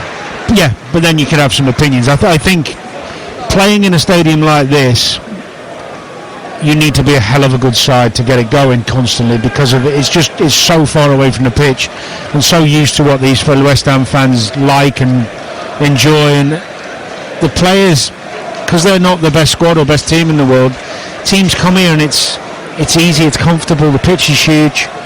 There's not that intimidating atmosphere when you go to certain other places where you feel like the fans are on top of you more and you hear every word. It's so comfortable for the away teams. They always look really comfortable. Kayode back to Yarmouk. They're in the advanced right position here into Thiago. Thiago shoots a goal. It's parried by Areola. Comes back out to the edge of the area, and Brentford win the second ball once again. It's up to Yarmouk. Little flick. He's playing with confidence now. Kayode tries to play it down the side and return it to him. Gets fouled from behind. As unnecessary challenge from Yarmouk, and it's a free kick in the left full-back position for West Ham United. 12 to go, 1-0 to Brentford. Well, the biggest problem Brentford have got right now is that for 79 minutes, maybe apart from the first 5, it's been so too easy for them. Oh, yeah. And when that happens, sometimes you can switch off just for a minute. Set play, silly back pass, whatever. And the manager, I'm sure, he'll be telling them, focus, concentrate. Because this would be a big evening. We talked about the pressure on West Ham and what they need, but it's also a big evening for Brentford and Keith Andrews. Absolutely massive for them. They've lost at Sunderland, they've lost at Forest, they've looked second best at Fulham. And games like that, losing them away from home, don't bode well for the rest of the season. But to come here and get 3 points, it makes it a very different start to the season. They go above Newcastle United into 13th position with a victory here tonight. That will be a welcome event. Henderson's been terrific, I've got to say as well. He really has. Do you know what? He's settled in so seamlessly to Brentford. Well, it was a brilliant bit of business, because replacing Norgaard's no mean feat. He was so influential for this team. We saw Brentford a lot last season. Yeah. He captain, passer, good defensively, good leader. Henderson's come in and just taken that role. He's done it so well. And it's a nice little partnership he's forming with Yarmulke. Well, Yarmulke's got loads of legs as well, hasn't he? And he gets hold of the ball and he... Isn't that a phrase you use? He's got legs. Yeah, no, You're just trying to pick a fight. Just trying to create some excitement. Yeah, exactly. Trying to spice it up because nothing's happening and everyone else has gone home and we're probably the last two people left here. Well, I always feel with it can't always work. Again, oh, here we go. Here's a chance for Bowen to spin down the outside and try and drag West Ham back into this game. Across goes Iron, blocks the attempted cross, and he stumbles out of the pitch. It goes out for a throw, and actually came off Bowen last, according to the referee and the assistant on the far side. I think that might be Iron. If he's got cramp, he deserves to have cramp because he hasn't stopped. If it is him, we'll see now in a replay, I'm sure. He's down, holding his feet. I was going to say, when you get down to the last 7-8 minutes of a game and you're losing, especially at home, I never understand why teams don't go man for man all over the pitch. Just go man for man everywhere. And if you lose it going the other way. Just looking at shots from outside the stadium, and there's lots of people leaving and heading towards the Tube. They've seen enough. And they might, if they stay, see an equalising goal, but they haven't really threatened much in the second half. I don't think they've had a shot on target in the second half. I can't think of them. It's been no shot on target in the second half for West Ham United, who were trying to get back into a game. Remember, they made 3 changes at half time. They made 5 changes in all now. Well, they've looked less vulnerable. They've looked less vulnerable, that's all but they've offered nothing going forward, apart from the odd bit from Bowen maybe, and Somerville running at the defence, but they've made wrong choices when they've got into those positions. I'm amazed Callum Wilson hasn't come on.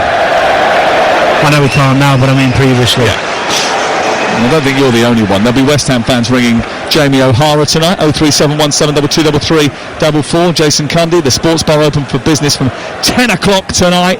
The boys will take your calls, your voice notes on WhatsApp. 03717223344. You can WhatsApp that number, you can ring that number, you can voice note that number. They'll take everything. Sports bar open for business when we finish here. And we should finish in the next 8 or 9 minutes. There will be a delay. There was a lot of added time at the end of the first half. There'll probably be... the ball in play today has been poor, hasn't it? I mean, I don't even think we've got up to 45 minutes yet, have we? We've played 44 minutes, 58 seconds of 90 minutes of play so far, although the clock over the way to our right says 83 because we had 7 minutes of added time at the end of the first half.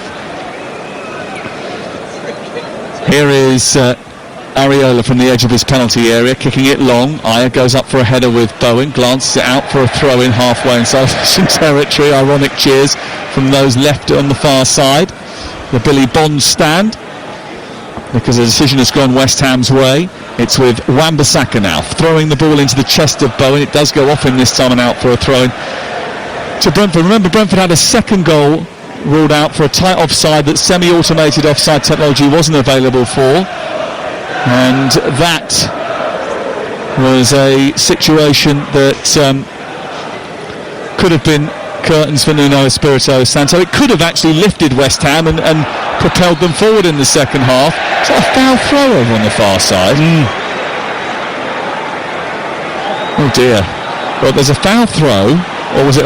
Or it might have been a foul as the ball came in from the throw, because Mavropanos has done something to the inside of his leg and he's gone down. Doesn't look particularly comfortable. 85 minutes on the clock now.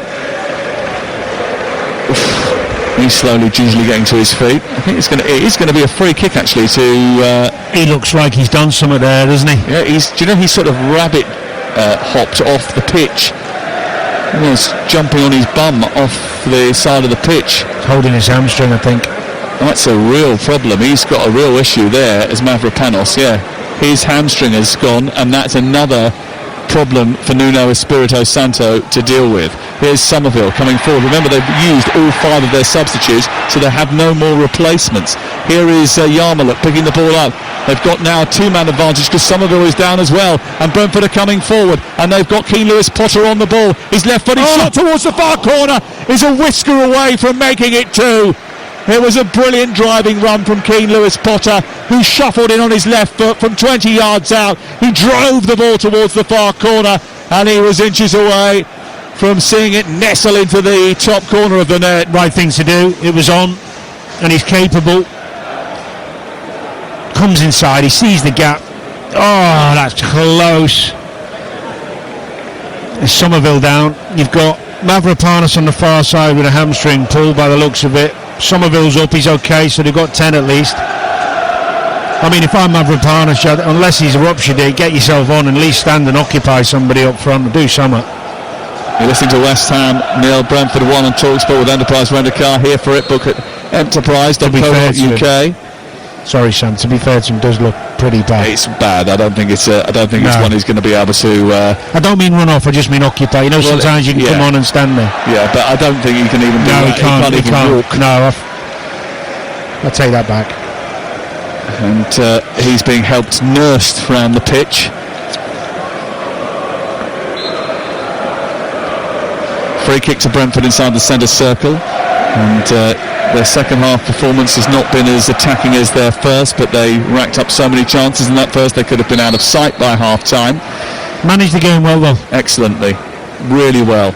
Made substitutions at just the right time, I think, as well. Here is Henderson with the delivery from the centre circle into the box. It's headed down. It comes to Bowen. Aya's going to keep it alive inside the West Ham penalty area. Bowen comes across again and takes it forward. Tries to clear it. It's blocked by Collins over on the far left-hand side of the field. He bounces the ball off his knee and out for a goal kick away to our right-hand side. This is TalkSport.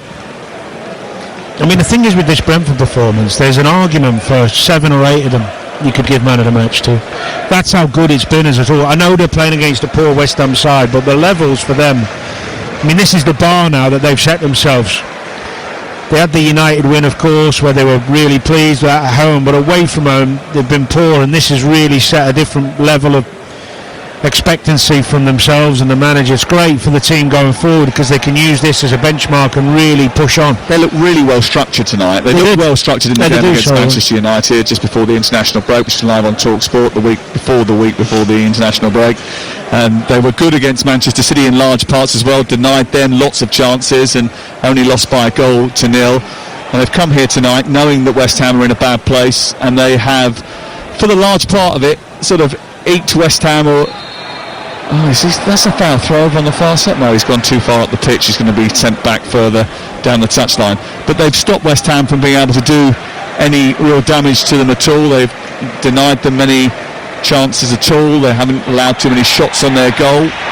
And they've created a lot, and they'll be a little bit disappointed not to have scored more goals. Mavropanos, by the way, has been picked up by a buggy over on the far side and driven back round on the claret carpet because he is that badly injured, so he's going to be out for quite some time. Here is Collins, and caught short there was Henderson, and Somerville was getting away. That's going to be a yellow card, and he had to take that yellow card because Somerville might have stolen in and had an opportunity to equalise for West Ham in the final minute and a half of the game. Well, he's cramped up Henderson, and that's fair enough because he's ran himself into the ground. But that's a poor ball. I was complimenting Collins before. He's just got to. That's the confidence and cockiness that comes with an easy game sometimes. He's had a touch. He's had a second touch. He's chopped inside, and then he's give one to Henderson without seeing Somerville come behind and just rob him there of the ball. It's just that little bit of, I don't know what the concentration word is. Because you've given a free kick away now 10 yards outside the penalty area in the final minute of the game, which you've completely bossed, and it's only 1-0. They've made the change. On comes Jensen and off comes Henderson, who gets a standing ovation from the Brentford supporters away to our right, and everyone's got to be concentrated here because they've changed the makeup of the defence at this set piece, and Paquetá is standing over it. He sends the ball to the far post. It's Thiago away. He glances it out to the far edge of the pitch, and it goes out for a throw-in and away for a West Ham ball down by the corner flag. 4 minutes of added time at the end of the 90 are going to be added on by the referee here. Wan-Bissaka thinking about taking a long throw. Oh no, it's the third player who's been not in a rush to take the throw in. It's Malik Diouf who's going to launch it in. in stoppage time, and he sends the ball into the near post. It's flicked on by Todibo. It's away by Vandenberg. Comes out as far as Wan-Bissaka, who's encouraged to shoot. It's whipped back in by Diouf. It's headed away. It comes back to Paquetá, and that goes out by the corner flag after a wild swing from the Brazilian. And that sort of sums up his and West Ham United's night. It goes behind and away for a goal kick. It remains 1-0 to Brentford, and the stadium sees a couple more bodies trickle down the exits.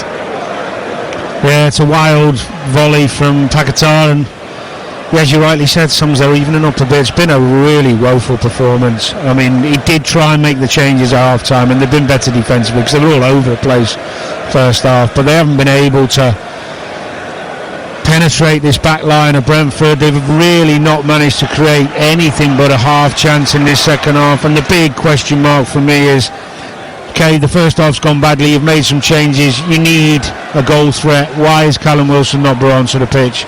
That's probably the biggest conundrum I'm looking at with this West Ham team tonight. Here is Bowen down the right-hand side, getting into the box. The cross deflects off Vandenberg, and Coyote hesitates slightly. Somerville was coming in at the edge of the 6-yard box, and it's hacked away. This is the danger for Brentford, though, and Keith Andrews is getting a little bit irate down in front of us because he wants his team just to up their levels a little bit here, because they're in stoppage time.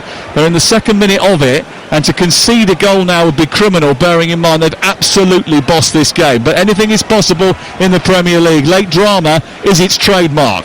Is there more here for West Ham? Diouf with a long throw. It's into the near post. There's a header away. It's collected by Yarmouk, and he volleys the ball over his head and into the centre circle and out of harm's way. Back it comes again from Wan-Bissaka. West Ham about to equal their worst ever start. Their worst ever start was 1932, 1973, 1988. Those pointed to really difficult, tricky seasons, and it's hard to see how they pull this out of the fire, where they get their performances from. They've got big games, tough games to come. All games in the Premier League are tough, especially at this stage of the season when you are desperate for respite. Leeds United Friday night live on Talk Sport. Newcastle at home, Burnley at home, Bournemouth away, and then Liverpool at home. There's some fixtures that don't say inviting on the label. Any fixture when you're playing at home, this pouring of crowd are on you like they have been, and rightly so tonight, by the way. The fixtures just get harder. The pressure builds every time you play. 93rd minute. Here is Paquetá with the free kick, sending it forward. It's headed down and away by Brentford, who hack it anywhere now. They want to just get over the line, take their 3 points, get their first away win of the season, put those defeats at Sunderland and Fulham behind them. Thrown into Paquetá again, who just helps it forward into the air. It's away offside by Collins, but the offside flag was up against Marshall anyway. Hasn't really had an impact on the game, and it begs the question again, why not use an experienced man like Callum Wilson? You know, if you're not just experienced, big, strong experienced, and can score at this level. It's a bizarre one. Unless he's had if there's a problem or a row or a contentious issue, then why have you got him on the bench in the first place? Well, Ward-Prowse creates loads of chances. Wilson's not a prolific goal scorer, we know, at the moment, because he hasn't played too much football, but has been. Here's Keane Lewis-Potter round the back into the penalty area, setting it back towards the penalty spot, slammed into the net by Matthias Jensen. It's 2-0, and rudderless and weak West Ham United have got just what they've deserved. It's a super goal from Brentford, who have been super tonight. They've been absolutely superb. Their football's been good, their organisation has been better, and West Ham have been all over the place. Well, there was never any doubt when it fell to Jensen. We come on, didn't he, and scored more or less with his first touch, I think, against Manchester United. I might be wrong with that, but he came on and scored. And the composure he showed just to take the touch and whip it into the top corner. But great play down this left-hand side. Lewis-Potter there, pull back. I've got to give Thiago a mention as well there, because the strength he showed just to nudge Diouf out the way. You know, we're talking about Callum Wilson and the focal point of the line. He's done that so well tonight, he really has. They deserve it, they deserve a second goal. Absolutely. It is actually still Not enough really for Keith Andrews. He probably thinks they should have more, but he will take the 3 points. He'll take the 2 goals. He celebrates on the touchline, a smile as wide as the Olympic Park, because he knows that that's a crucial victory. Well, no wonder they are protesting, no wonder they are booing. West Ham's start to the season, for the first time in their history, includes 4 successive home league defeats. There's no happy housewarming for Nuno Espirito Santo. The last time West Ham were anywhere near this bad at the start of the season, they ended up being relegated, and they are certainly in the mix this time around. 4 points from 8 games, second bottom, 3 from safety. No wonder it is toxic around here. There's hardly a West Ham fan still in the stadium. It's not on Nuno, but his start to home life in East London has not gone well. Whereas Keith Andrews, well, he is settling in nicely to that bus stop in Hounslow. It's all been rather too comfortable for his team tonight. West Ham 0, Brentford 2.